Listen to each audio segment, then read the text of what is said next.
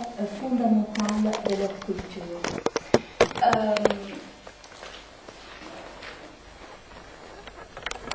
Par exemple, dans les films Los Pintos, Tarahumara 82, des danseurs nus et couverts des motifs de bois blanc parcourent la scène rituelle à petits pas, tout en tournant sur ses honneurs. Carrasco cadre progressivement leur membre inférieur, pendant que la musique d'accompagnement à base de flûtes laisse peu à peu la place à des percussions soulignant les frappements des pieds sur le sol. Le volume de la musique est alors diminué pour laisser place au bruissement des pas. L'image se fait moins descriptive, presque abstraite. On voit ces mouvements des pieds soulever la poussière sur fond de soleil couchant.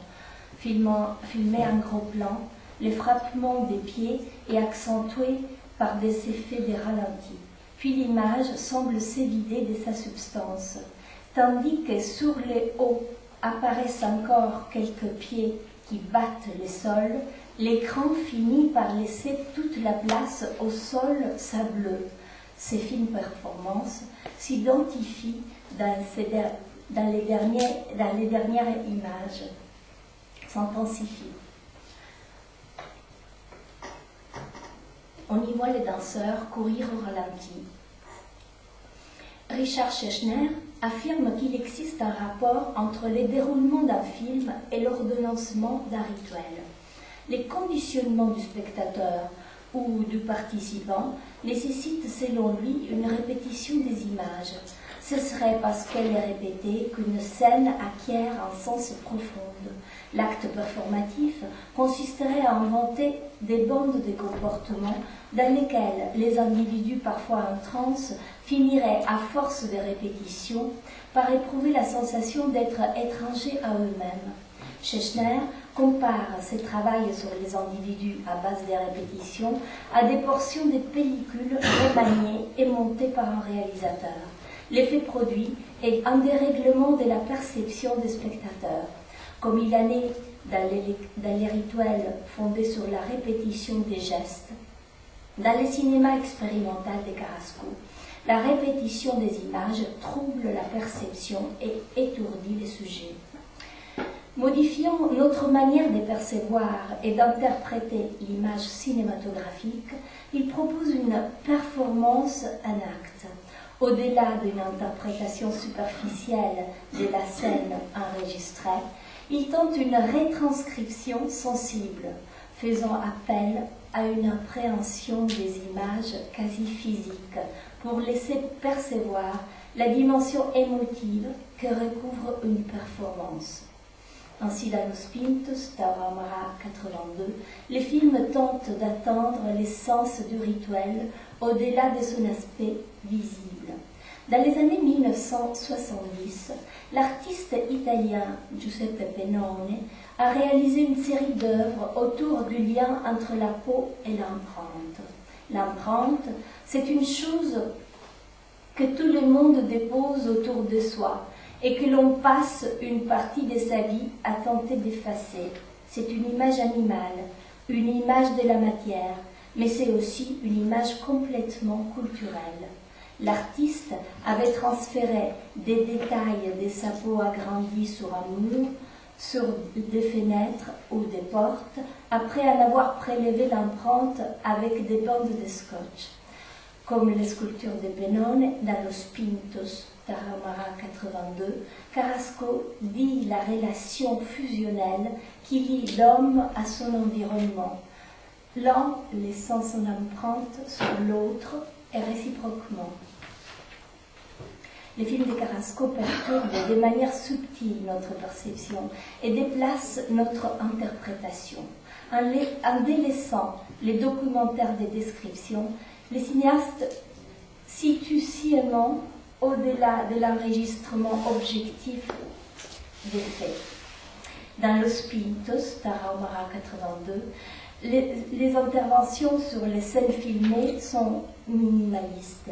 Elles suffisent pourtant à faire en sorte que le spectateur qui visionne des simples pas de danse soit bouleversé par leur charge émotionnelle, En révélant des situations sensorielles inédites, Carrasco témoigne du véritable but des chorégraphies rituelles qui consiste, pour ses protagonistes, à rejoindre un monde hallucinatoire et à atteindre une transcendance au travers d'une communion entre les hommes et leur environnement. À la différence du cinéma classique, qui est fondé sur la narration, le cinéma expérimental ne propose pas les spectacles d'une histoire. Il a, en revanche, l'ambition d'inciter à vivre une expérience visuelle et sonore engageant les spectateurs. En cela, le cinéma de Carrasco peut être qualifié de performatif. Son attrait pour les rituels prend sans doute ses sources dans un surréalisme qui revendiquait l'abolition des frontières entre le réel et l'imaginaire et cherchait à explorer tous les phénomènes à la lisière de la conscience. Maya Deren, un des précurseurs du cinéma expérimental, souhaitait, elle, que le metteur en scène officie comme un chaman, envisageant que les spectateurs puissent être comme les participants à un rituel des transes. Elle cherchait à les plonger dans un état second pour lui révéler un monde inconnu. Dans la même veine, l'intérêt de Raymond de Carrasco et de Régis Ebro pour Artaud tient à ses écrits visionnaires.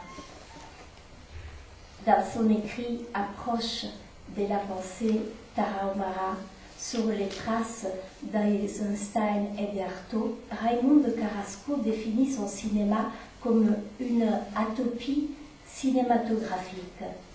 Dans le langage médical, l'atopie décrit une prédisposition génétique du système immunitaire à réagir face aux agents extérieurs et à générer des allergies multiples, comme l'urticaire ou l'asthme. Autrement dit, le cinéma de Raymond Carrasco vise une compréhension du monde hyper réactive.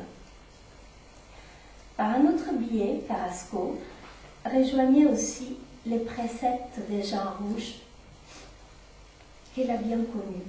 En 1985, Jean Rouch, devant Carrasco hésitante, l'avait encouragé à présenter Lo Spinto au cinéma du réel. Il appréciait la fresque consacrée au Tarahumara au point qu'il voulut y participer directement. Ainsi, après avoir vu Sibori 96 à Toulouse, dans lequel Carrasco avait introduit les passages de la danse du peyote d'Antonin Artaud, il lui avait proposé de lire lui-même ses textes en voix off.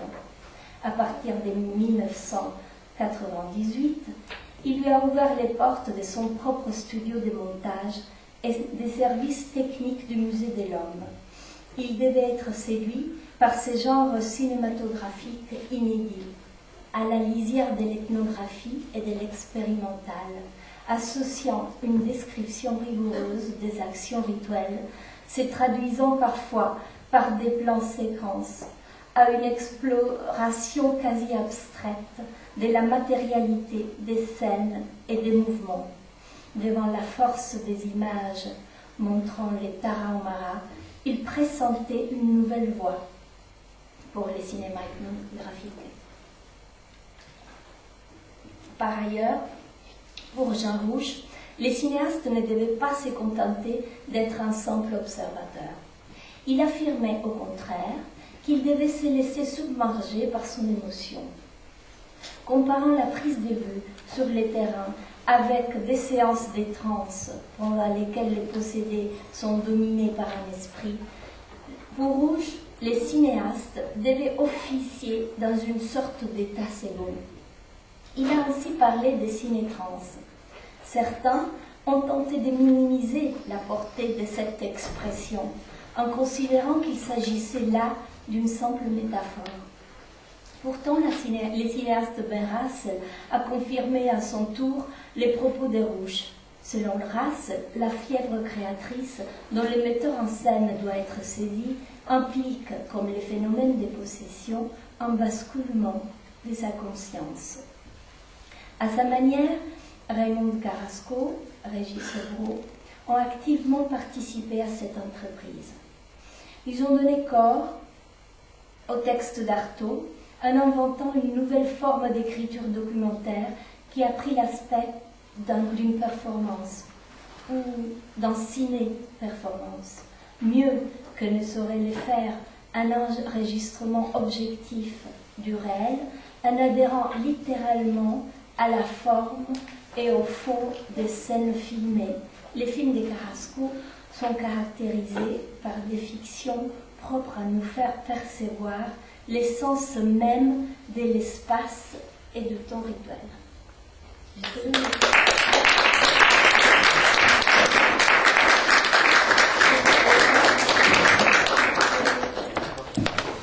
Merci beaucoup Katrina. Je vais appeler Aude Fourel. Elle a présenté brièvement pendant son travail de recherche à l'université Jean Monnet, pôle Rhône-Alpes. Elle dirige des cours et des ateliers de recherche et de création avec un groupe d'artistes italiens, Stalker, et réaliser des workshops, je cite, de marche collective. Elle va donc nous proposer une intervention intitulée sobrement Gradiva, figure cinématographique. Merci, et merci infiniment pour cette journée d'études à laquelle je suis particulièrement heureuse de participer. Moi, pour ma part, j'ai découvert les films de Régis Lebro et Raymond Carrasco à la fin des années 2000, et j'ai notamment j'étais dans le public de la soirée d'hommage à la Cinémathèque, et j'ai été marquée particulièrement par la projection ce soir-là de Isadero 77. Et j'étais moi à ce moment-là, et c'était une coïncidence, en train de préparer un projet de film sur la marche, puisque c'est mon thème particulier de travail et de recherche. J'ai travaillé donc pendant 3 ans, en 2010, 2011 et 2012, à la réalisation d'un film tourné en Super 8, des déambulations, des filatures dans la ville de Rome. Et voilà, donc dans cette réalisation, en fait, les écrits de Raymond Carrasco et les films de Raymond Carrasco et Régis Lebro ont particulièrement compté pour moi. Donc ce projet a été essentiellement un travail in progress, en fait, consacré pendant 3 ans à l'exercice de la marche et à l'accumulation des traces. Et je vous parle brièvement de ce projet pour vous expliquer pourquoi et comment je suis arrivée et pourquoi et comment surtout les films de Régis Lebro et Raymond Carrasco ont été importants dans ce travail-là. Donc un travail in progress vraiment pendant 3 ans concentré sur l'exercice de la marche, pendant lequel il ne s'est plus véritablement agi simplement de tourner, monter et dérocher en fait des sons et des films, mais plutôt, comme l'écrit Georges Duberman au sujet du film L'homme du Pinchot d'Alain Fleischer, une citation que j'aime particulièrement pour ce projet. Il écrit méthodiquement ouvrir le champ de leurs possibilités d'existence, physiquement accumuler et mentalement monter des tournages. Alors j'ai beaucoup réfléchi ces dernières années sur le couple marché-filmé, parce que filmer, marcher, c'est finalement marcher à vue, filmer à vue, sans faire de prévision de tournage. C'est expérimenter l'espace à travers le pas de l'autre. Pour filmer des corps qui marchent, il faut épouser leur rythme, il faut être l'autre corps qui marche avec une caméra, ce corps caméra qui arpente et qui filme.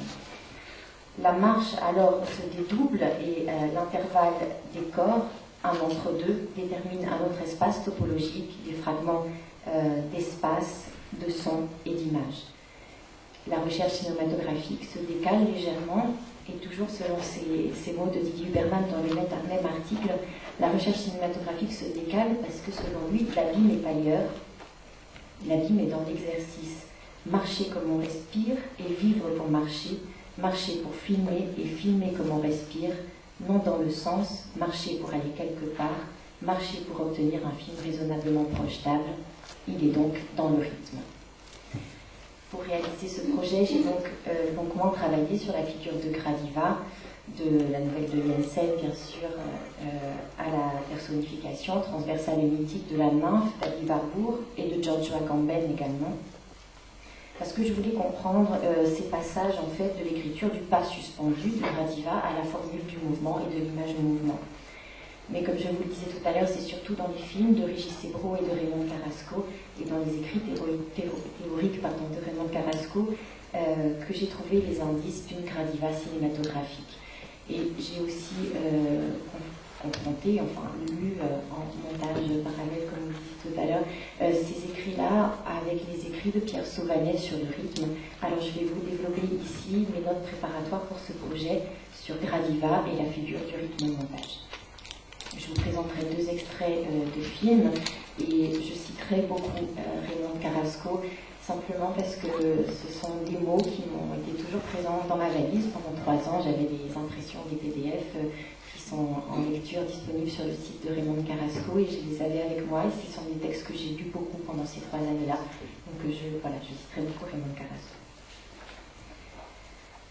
Donc comme l'écrit Michel Frisot, même si Michel Frisot le présente comme ça, le pied qui s'appuie sur le sol pour propulser le corps un peu plus en avant, le système de pression qui bloque brièvement l'avancement de la pellicule chez Marais, ou les griffes s'engageant dans les perforations pour positionner l'image suivante chez les frères Lumière, en plus d'un air de famille, ils ont en commun l'algorithme du déplacement linéaire intermittent.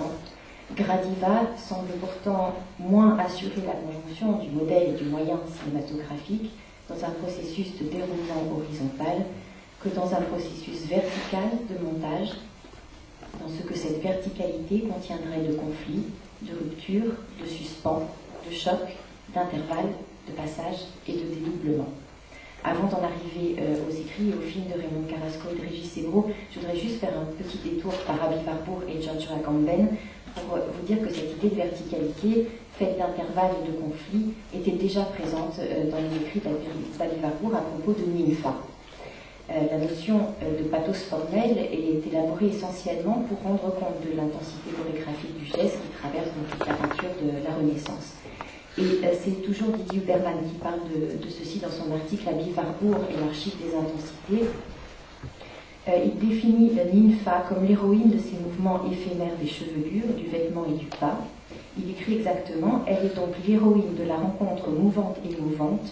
Une cause extérieure suscite quelques mouvements éphémères aux bordures du corps, mais un mouvement aussi organiquement souverain, aussi nécessaire et destinal qu'il est transitoire. Et Didier Huberman associe la pathos formelle au dynamogramme de la chronophotographie d'Étienne Jules Marais en repartant du traité de Maurice Emmanuel sur la danse grecque antique d'après les monuments figés, traité qui est édité en 1896 avec la collaboration d'Étienne Jules Marais.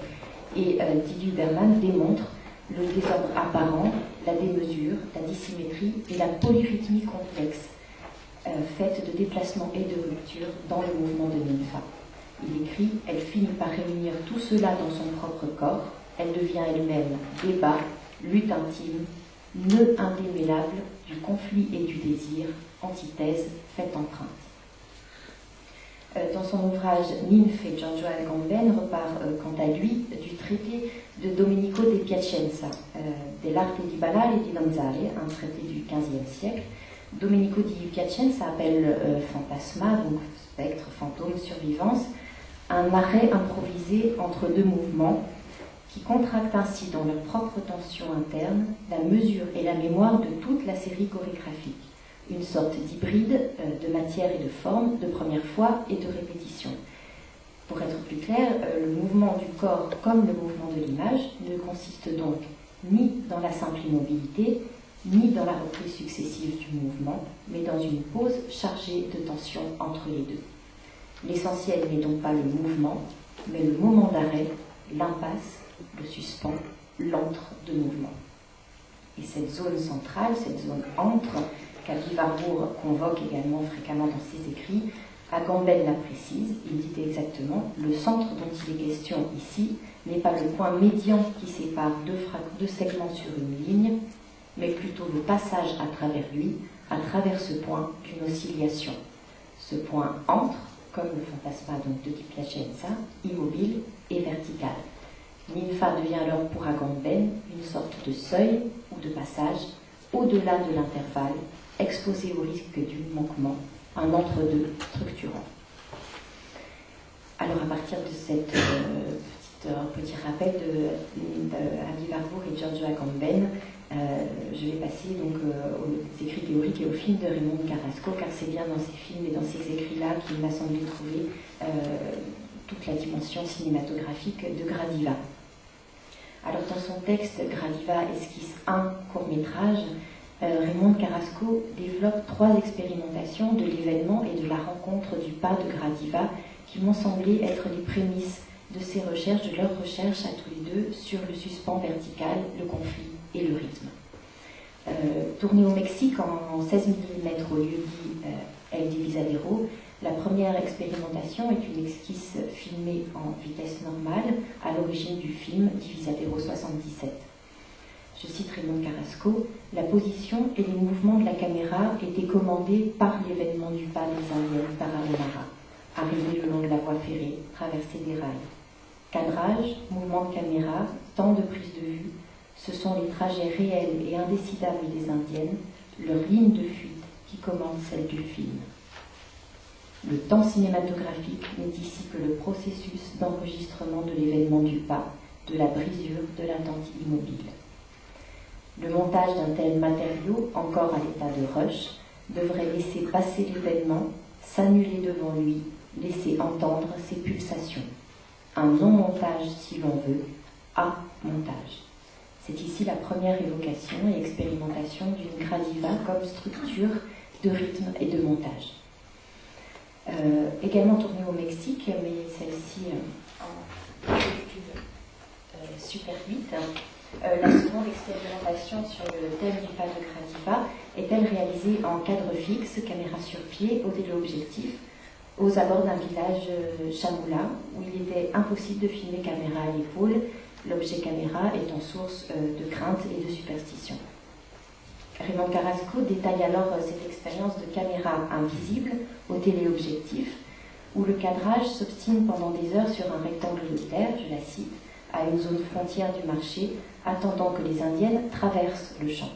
Chamula aléatoire, aléa Chamula, le film est alors simple processus d'enregistrement des différents passages des Indiennes.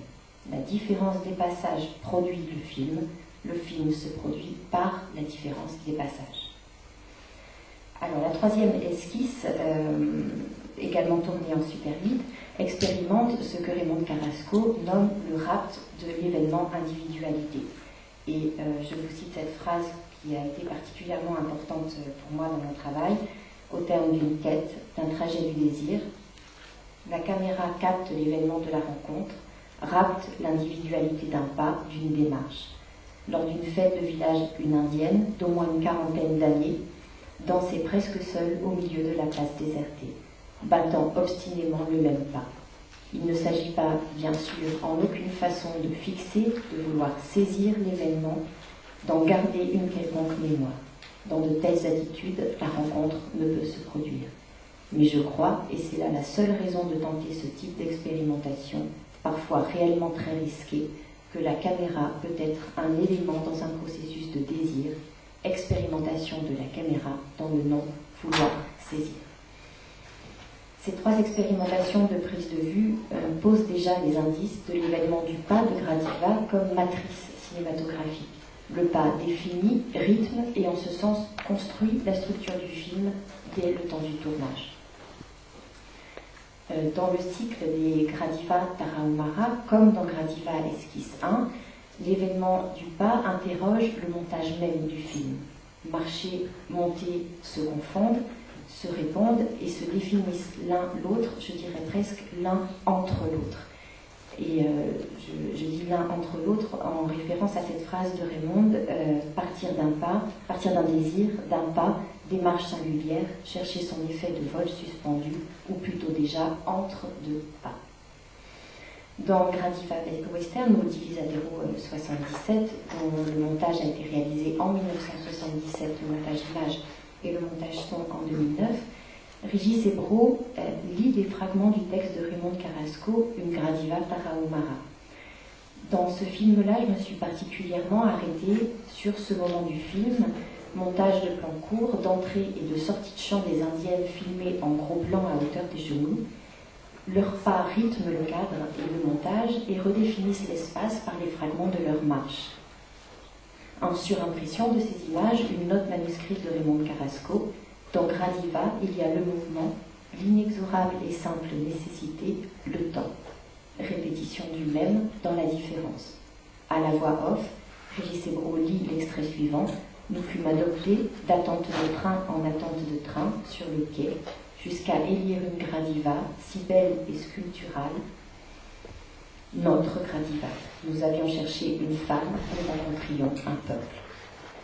Des indiennes pour composer une gradiva, ou comme disait Régis Ebro juste avant, ce corps multiple, combinaison du même dans la différence de première fois et de répétition, comme le fantasma de Di Piacenza et de Agamben, la ninfa d'Agamben, devenu coupe entre deux cadres qui contracte dans sa propre tension interne la mesure, le rythme et la mémoire à la fois de chaque gradiva et de toute l'intention cinématographique. Voilà, si on peut passer au premier extrait.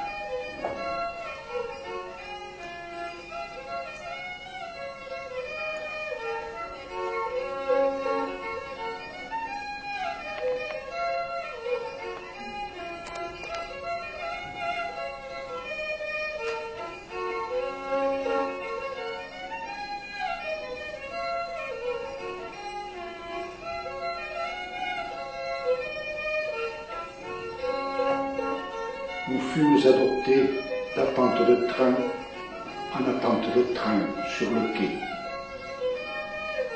jusqu'à élire une gradiva si belle et sculpturale, notre gradiva. Nous avions cherché une femme, nous rencontrions un peuple.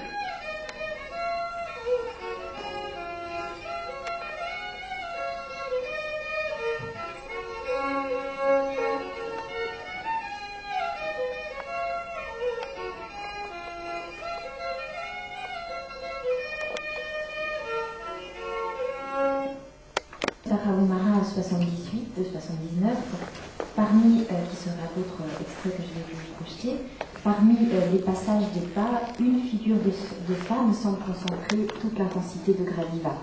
Ce film-là correspond au fragment d'un journal Tarahumara 1978 de Raymond Carrasco, dans lequel j'ai retrouvé donc une note consacrée à cette femme, la femme de Juan, la sonneuse. Raymond Carrasco écrit « Nous filmons ces pieds précis, couvrant à chaque fois la graine de haricots rouges, prenant leur juste place au creux et en haut des sillons. Gros plan, la plante des pieds se détache, s'enfonce moelleusement dans la terre souple et brune, se détache encore, repose son empreinte délicate, juste le temps de se détacher à nouveau. Rythme rituel, sans titubation ni faux pas, arithmétique secrète, les sillons tracent les lignes de cette chorégraphie inouïe. Nous commençons à comprendre le temps Tarahumara. C'est une des 4 passages de cette femme qui s'aime. Voilà.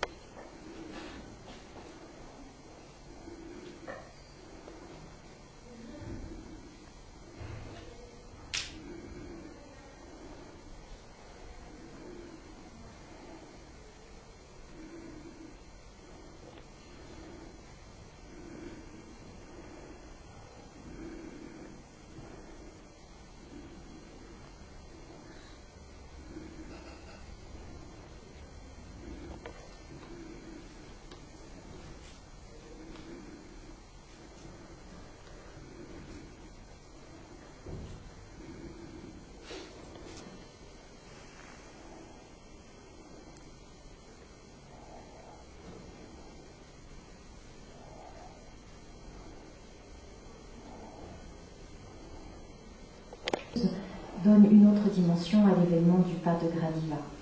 Son pas, en 2 temps, pousser la terre, marcher, incarne cette chorégraphie des gestes de la vie ordinaire, une danse du mouvement ordinaire.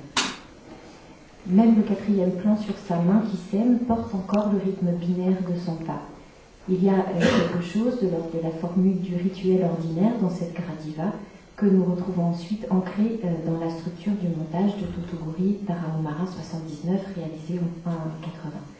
Le film se construit quant à lui en boucle sur 6 répétitions du même schéma de montage rituel, dicté par la phrase d'Antonin Artaud. Au Mexique, la croix et le soleil vont de pair, et le soleil sautant dans cette phrase tournante qui met 6 temps pour parvenir au jour. Le schéma de montage alterne toujours dans le même ordre élément minéral, élément de la croix, traversée de pas ralenti, traversée des corps en vitesse normale et traversée des corps qui courent.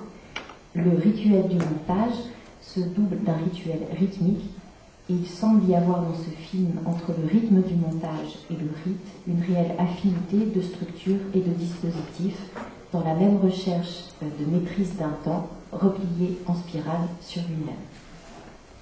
Cette recherche sur Gradiva et le rythme de la forme film est également centrale dans la structure de Gradiva Esquisse 1, réalisé en 78, film qui est un rituel de 26 passages de différents pas de Gradiva, dont on a vu un extrait tout à l'heure, passage du pas produit donc systématiquement de façon cinématographique et technique.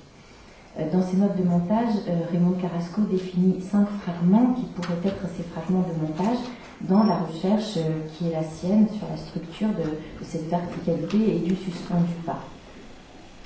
Ces 5 fragments sont plan d'ensemble, gros plan ralenti jusqu'à immobilisation et répétition de ce même gros plan en accéléré, plan moyen ralenti, plan de demi-ensemble et elle note en plongée assez bref, brisé par un gros plan, très bref, en contre-plongée et ralenti, une sorte de choc doit être produit par le flou tremblement des intervalles entre les plans.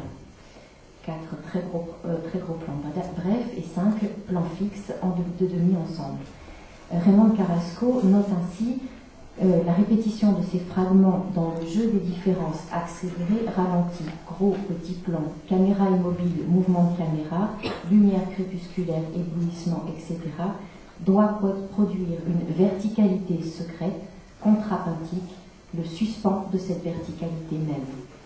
La répétition doit donc se produire à l'intérieur même du fragment, suspens venant effracter la disposition du cadre, le faisant éclater, mais toujours selon une direction infaillible, comme si le choc, la brisure, le coup étaient toujours obstinément portés selon cette verticalité.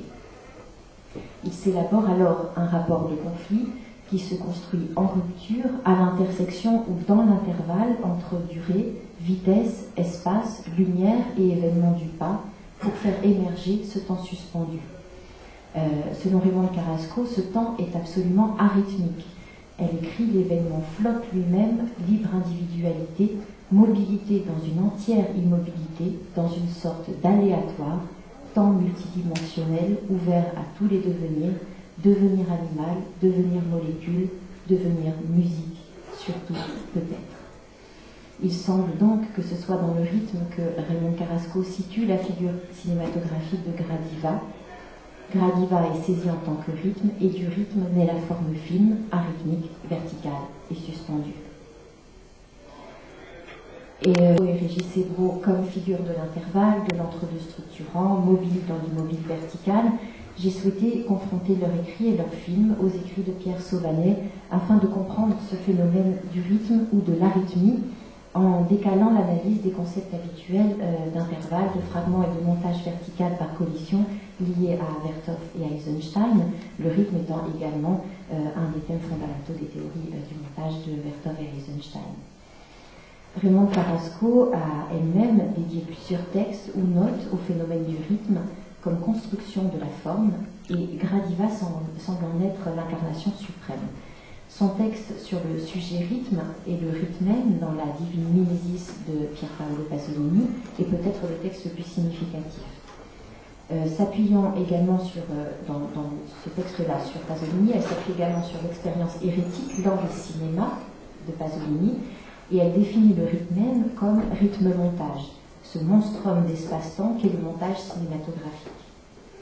Mais j'ai relevé aussi ces notes sur le devenir contrepoint du montage et sur la verticalité qui permettent de capter la simultanéité audiovisuelle pensée non sur le modèle du contrepoint classique, mais sur celui de l'hétérophonie musicale. Alors l'hémorhythme est une notion qui semble particulièrement difficile à définir, employée souvent et fréquemment dans des acceptions complètement différentes. Pourtant, Raymond Carrasco et Régis Sebro en donnent une approche particulière, basée à la fois sur le principe de l'intervalle, du suspens, de la mobile-immobilité, du conflit, de la verticalité, de la construction et de la destruction. Il m'a semblé alors que chez la Gradiva de Raymond Carrasco et Régis Sebro, le rythme était envisagé dans ce qu'il contient d'arythmie. J'ai trouvé dans les écrits de Pierre Sauvanet, qui est donc musicien et docteur en esthétique et philosophie de l'art, une définition très semblable du phénomène rythmique. Non seulement Pierre Sauvanet situe la seule origine suffisamment présente du rythme dans la marche, mais surtout il pense le rythme comme moyen de construction, forme, flux et passage. Le rythme est une forme-sens qui donne tout à la fois quelque chose de l'espace et du temps.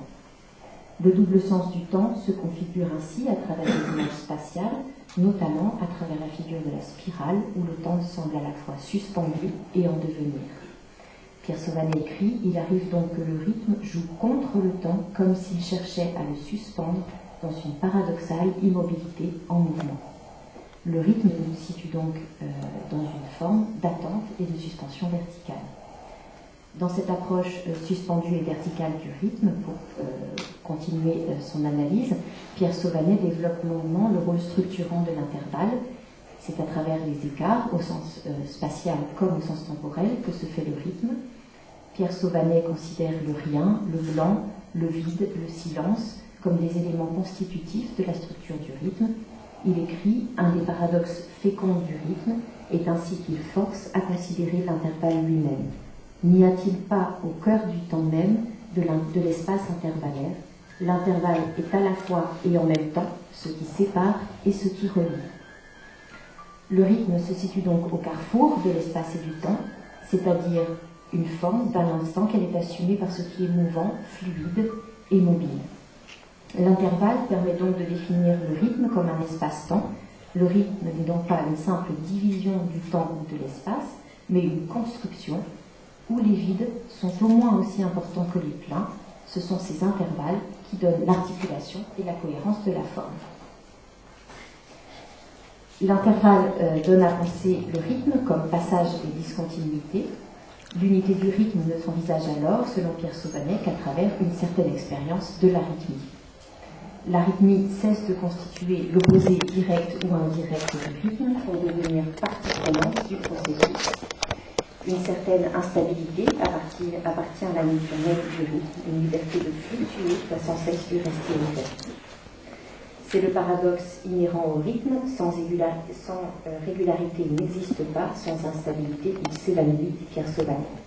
Le rythme est donc créateur de doute, d'indétermination, d'incertitude, d'entre-deux, de suspens, de verticalité propre à la syncope et à l'arythmie. L'arythmie correspondrait, selon Pierre Sauvanet, à une absence ou à une présence excessive du continu dans le discontinu ou de discontinu dans le continu. Le phénomène rythmique fonctionne en quelque sorte sur le modèle saturation, manque du désir, et pose la question du seuil. Le rythme n'est donc tel que s'il donne lieu à débordement, collision, choc ou défaillance. Ninfa était conflit du mouvement, écart entre deux et seuil. Gradiva semble se construire et construire la forme fine sur le choc des fragments, le suspens, l'entre-deux-pas, la verticalité, cette troisième ligne d'immobilité qui, selon Raymond Carrasco, je la cite, tourne sur elle-même, sur l'axe même de ces lignes de mutation, une spirale, un mouvement d'immobilité, une irrésistible et immobile avancée. Cette même spirale de temps suspendu et en devenir dans une paradoxale immobilité en mouvement chez Pierre Sauvanet.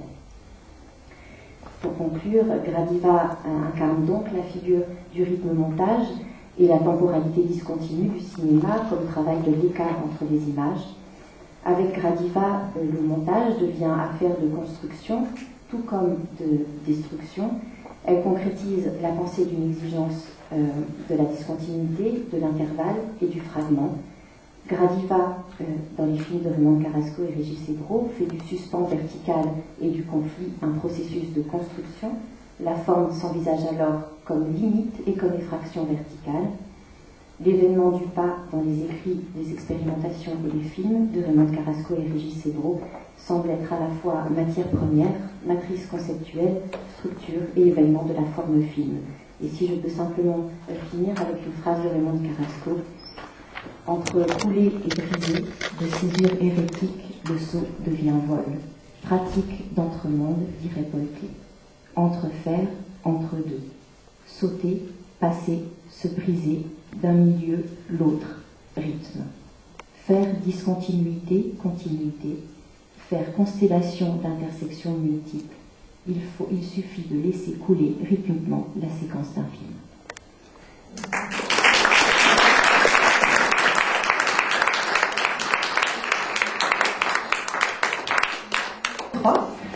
Donc, que je remercie beaucoup d'être parmi nous parce qu'en fait elle est malade.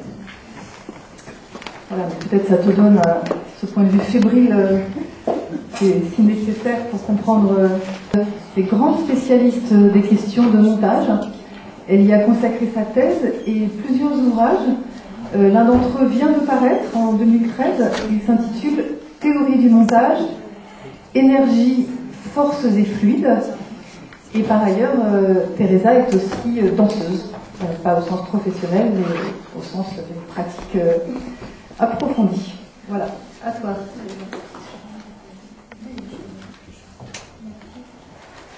Merci à Nicole, Corinne et Régis de me donner l'occasion d'intervenir. Alors je m'excuse pour les intervenants précédents, mais je ne voulais vraiment pas arriver plus tôt que très en retard tout à l'heure.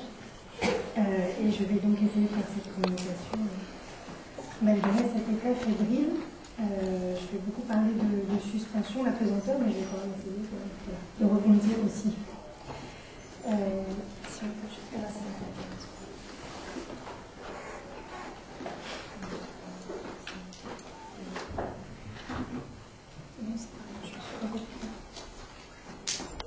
des films Tara Omaras comme de Gradiva, en passant par Gradiva Western, je retiens les images d'une récurrence, une caméra à l'écoute du dialogue des pieds et du sol. J'emprunte cette formulation au danseur et chorégraphe Dominique Dupuis. Je la complète par une citation. Si le mouvement est monologue, le pas, lui, serait dialogue avec celui qui le coproduit, le sol.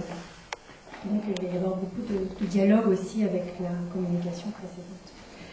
Je retiens donc la variété des formes de ce dialogue, la marche lente, s'enfonçant dans les sillons de terre cultivée ou dans un cours d'eau, parfois à contre-courant, celle des corps groupés en procession, par exemple dans le sponge, la marche prenant un rythme plus cadencé, vif ou encore heurté, précipité, trotté, les pas frappés, sautés, glissés ou suspendus.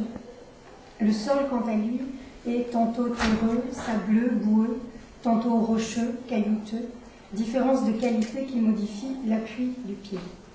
Il n'est peut-être pas inutile de rappeler, pour commencer, que la structure du pied est complexe, dédoublée en un pied externe, dit de réception, et un pied interne, dit de propulsion. Sans oublier la voûte, bien sûr, qui facilite ce jeu d'adaptation aux aspérités du sol. Le pied raconte la tonicité du corps et son rapport à la pesanteur, son rapport à l'espace et au monde. Je viens de citer le très beau texte de Marie Bardet dans Histoire de gestes, que je reciterai à plusieurs reprises.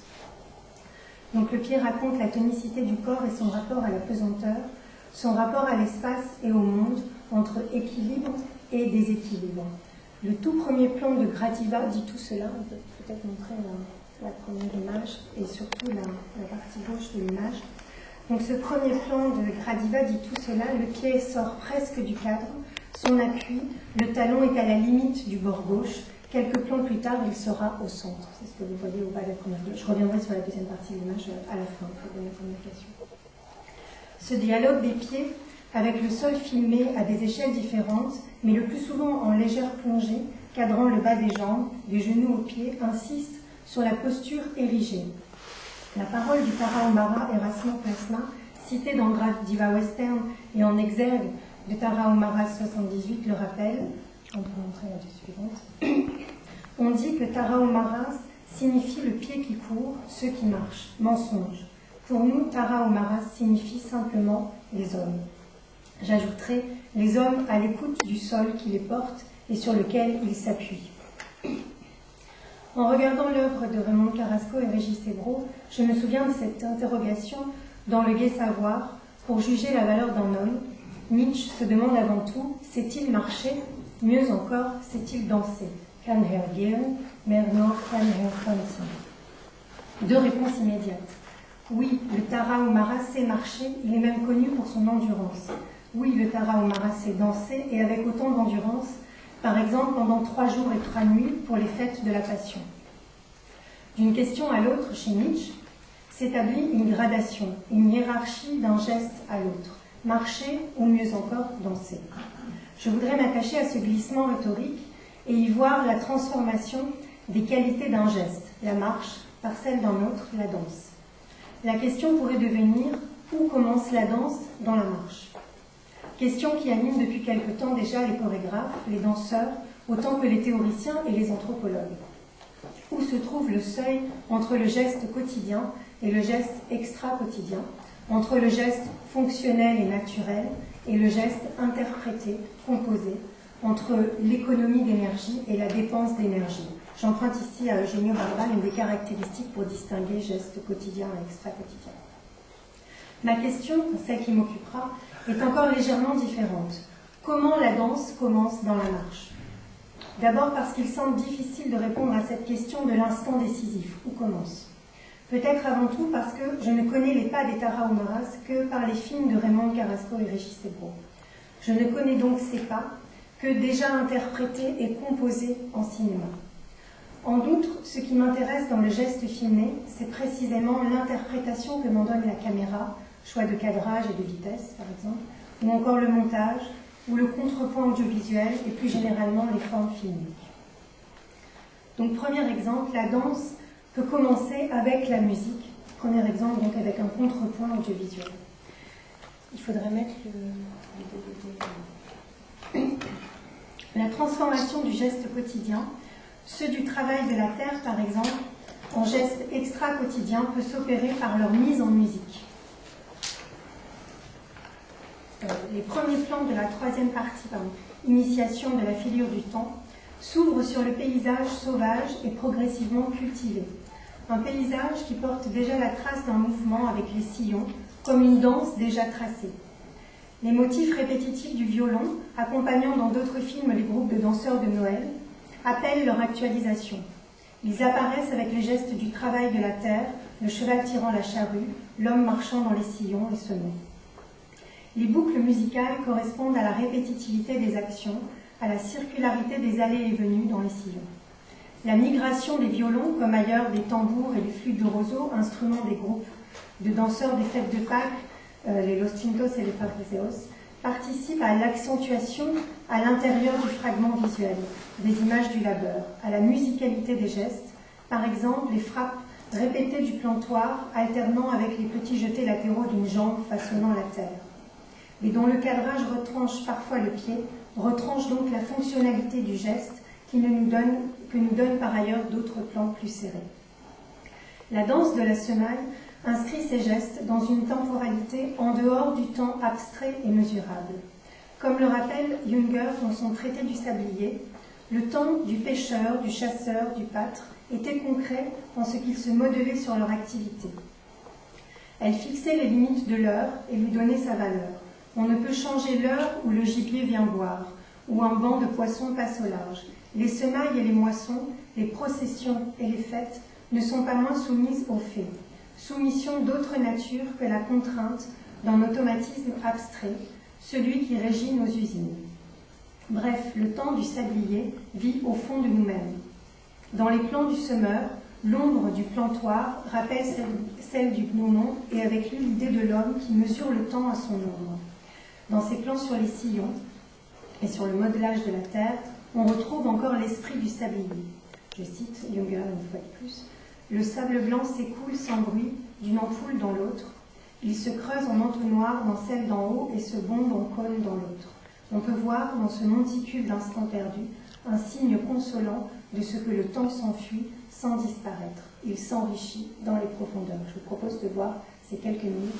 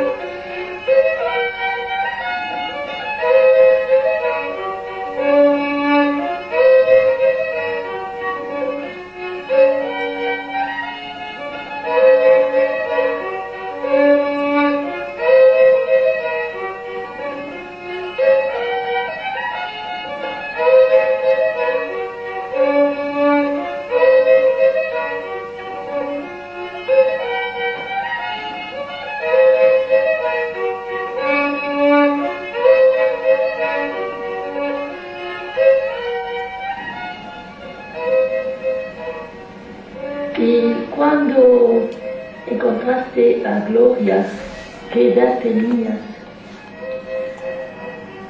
Le travail de la terre, à son façonnage par les pieds de l'homme, invite à rappeler l'analogie entre marcher et monter, comme ça a été déjà dit tout à l'heure. La marche et le montage sont deux formes.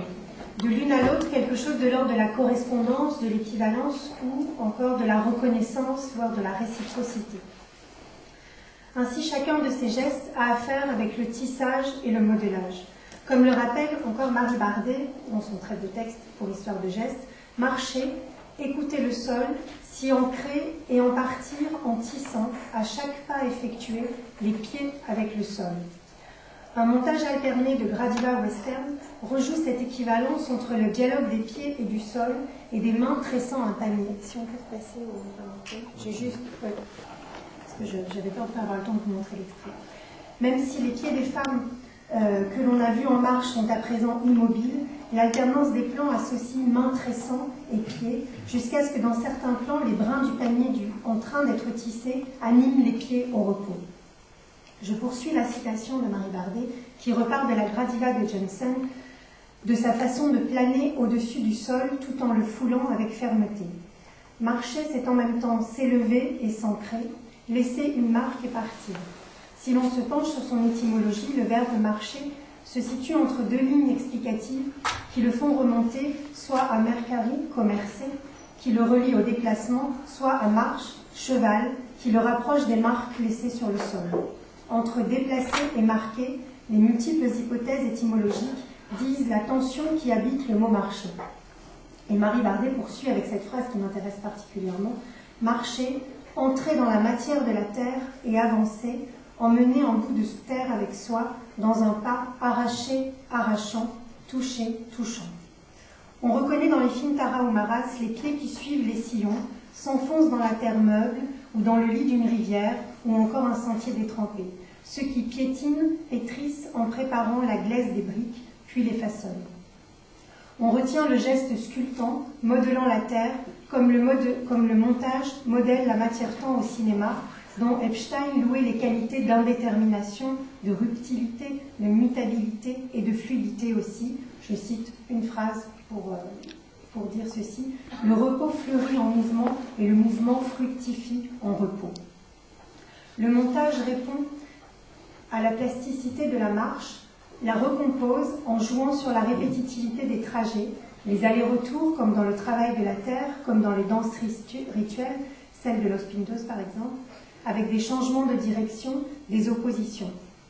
Ainsi, dans Tara o Maras 78 et dans Antonin Artaud et les Tara o Maras, une des Gradiva Tara o Mara que l'on reconnaît à sa jupe traverse le champ sur un sol pierreux de gauche à droite. On peut peut-être mettre la diapo.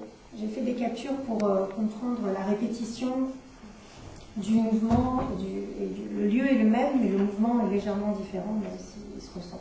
Il m'a fallu prendre un peu la loupe, donc je vous propose cette loupe pour regarder. Donc cette Gradiva, qu'on reconnaît à sa jupe, qu'on retrouvera plus tard, traverse le champ sur un sol pierreux de gauche à droite. Au dernier pas, elle pose le pied sur une plus large pierre. Avec la coupe, elle en redescend déjà de droite à gauche. Il faut donc lire la diapo, pardon, ça sert à rien que je vous montre avec les doigts sur l'écran. J'ai mis des petites flèches, en fait, voilà. Le sens du film, c'est on descend à la première colonne, on remonte, et puis on redescend. Voilà, c'est pour voir la correspondance du lieu et en même temps la circulation du mouvement. Donc au dernier pas, elle pose le pied sur une plus large pierre, on est en bas. Avec la coupe, elle en redescend déjà de droite à gauche et repasse dans ses pas, mais s'arrête avant le point de départ du premier trajet, bien que l'on ne sache d'où il commence. À nouveau, avec un cadrage légèrement différent, moins frontal, la caméra est un peu plus à gauche par rapport au centre de l'espace parcouru des plans précédents. Elle retraverse donc de gauche à droite. Alors, ce regard attentif permet de saisir qu'il s'agit de différentes prises et non d'une inversion ou d'un renversement latéral du mouvement, comme j'ai pu souvent essayer de le repérer chez Péluchian, par exemple. La répétition, ici, n'est pas reproduction, mais variation et réserve d'inédit. Cette composition de mouvement donne un temps scandé par le pas, mais aussi syncopé par les coupes, ou avec des pauses, les pieds joints, par exemple, qui ferment la marche à la fin du second plan, ou des arrêts. Le montage convoque au quatrième plan le même pied en appui sur une pierre, mais dans une posture assise ou allongée, en tout cas au repos. Par ailleurs, cet échange entre le pied et le sol trouve dans le texte de Marie Bardet, une fois de plus, ça a été mon guide, une métaphore cinématographique particulièrement intéressante pour les films de Raymond Carrasco. Prenons l'exemple de la série Des hommes qui marchent de Giacometti, j'ai juste une petite diapo pour rappeler. Elle note que le sculpteur figure le rôle majeur du pied, pris et prenant le sol. Dans un bloc de matière brute, qui unit ensemble le socle et les pieds. Le sol qui remonte comme par capillarité jusqu'aux chevilles de l'homme qui marche, instaure un échange concret entre le support et les pieds. Échange de matière ou décomposition dématérialisée du déroulé du pied saisi comme au ralenti. Le ralenti, les variations de vitesse est bien sûr au cœur des films de Gradiva qui, par exemple, expérimenta avec la caméra grande vitesse, dévoreuse de bobines, comme disait Raymond. Elle expérimenta 6 vitesses différentes de 500 à 50 images par seconde. Mais on peut citer encore dans les Tarahumaras 78 ce texte de Raymond à propos des vitesses. Je cite: « Nous étions intimidés lorsque nous avons tourné Tarahumaras 78, reflet de nos impressions premières. Nous nous tenions assez loin des gens qui se trouvaient dans les rochers et filmions en vitesse naturelle, ce qui a créé un énorme travail de montage, en particulier pour le premier quart d'heure du film. » Oui, vous pouvez changer de DVD. Les femmes qui semblent courir très vite passaient en réalité plus lentement. Mais nous voulions retranscrire des sensations de fugitivité. Pour cela, nous avons construit des effets d'enchaîner, tout en faux raccord dans le mouvement, certains d'entre eux pouvant durer seulement 5 photogrammes. C'est un hommage à Eisenstein. Ces corps inscrivent des courants, des veines liquides au cœur du plan, un montage d'énergie fluide que relaient les filets de la caméra suivant la balle ou la devançant. Des corps fluides en ce qu'ils épousent leur milieu, qu'ils parcourent les roches, les cailloux, la terre fraîchement retournée, la glaise, la terre brûlée, les cours d'eau. Rien n'entrave leur mouvement. Je vous propose de regarder les premières minutes de Tarahumaras 70. C'est bon, c'est bon.